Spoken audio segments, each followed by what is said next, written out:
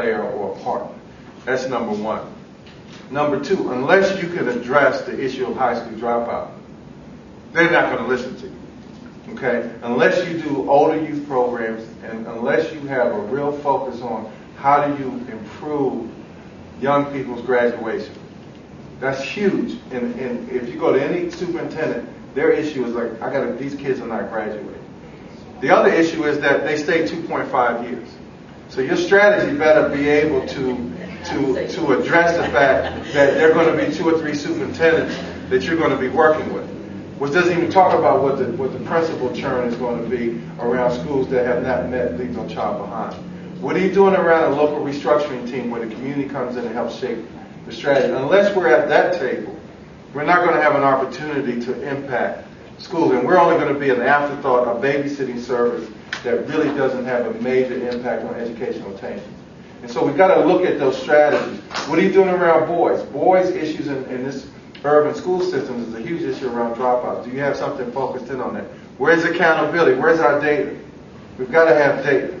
And we have to have data systems, and this is where intermediaries come. And then the other real simple fact, ask a high school kid about after school. They say, I don't go to after school. High school kids don't want to be in the after school program. Do you know that? That's what their little brother's doing. You better create something around youth culture that connects them to what's happening or what's cool. The other thing is ask the young people what they want to be that liaison, because young people never ask about their own education. They're the only consumers in this country that don't have a say on what product that they take advantage of, right? I mean, most of us have a say. We do surveys. We spend our money where we want to be, where we want a product. Young people are not really engaged in that. Ask them what they want. The disengagement of young people now in school is tremendous.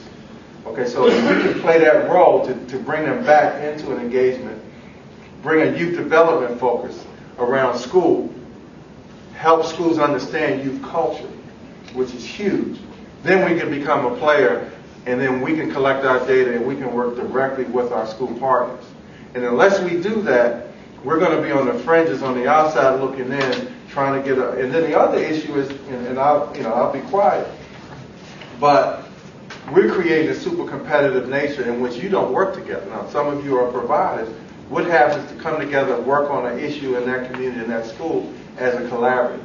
And so we've got to answer a lot of questions before we complain about not being a part of a school strategy unless we deliver certain things from our own perspective. That's the funding community. And let's have a business. There's business people in this room.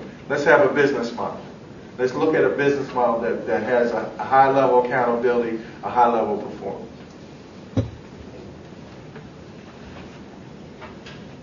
I want to ask a question. Greg mentioned to me that in D.C. that they're looking at an extended day model where the school day would go from 7:30, 8:30 until 4:30.